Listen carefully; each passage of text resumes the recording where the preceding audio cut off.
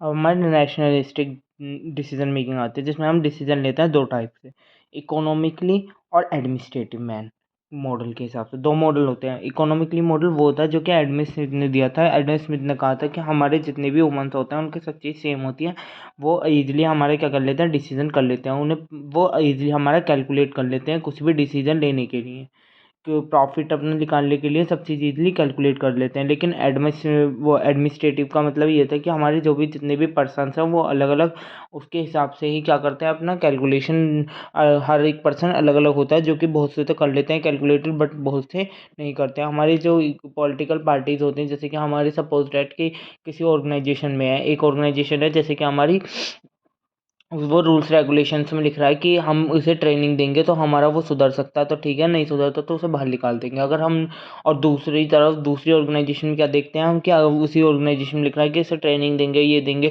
उसमें मतलब फालतू फिजूल के खर्चे करते रहते हैं, लेकिन वो कभी भी सुधरता नहीं है। पर लेकिन उसे उस पर इतनी अथॉरिटी नहीं होती कि वो उसे अपनी उससे जॉब से निकाल दे।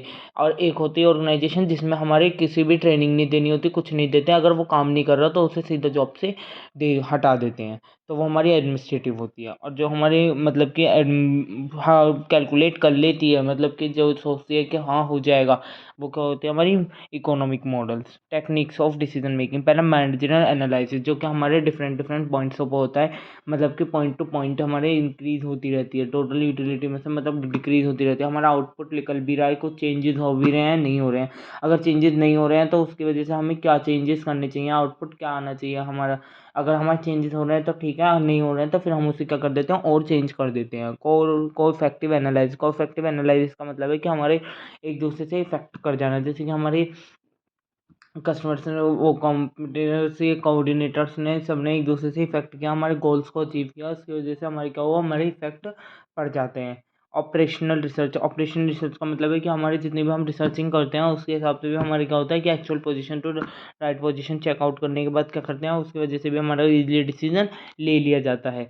लीनियर प्रोग्रामिंग का मतलब है लीनियर इक्वेशन। अगर हमारे दो वेरिएबल है, दोनों वेरिएबल अगर हमारे डिफरेंट डिफरेंट चेंजेस होते जा रहे हैं तो वो क्या कहलाएगी, हमारी लीनियर प्रोग्रामिंग, जिससे हम क्या कहते हैं, जो बेस्ड होती है हमारी लीनियर इक्वेशन के ऊपर भी।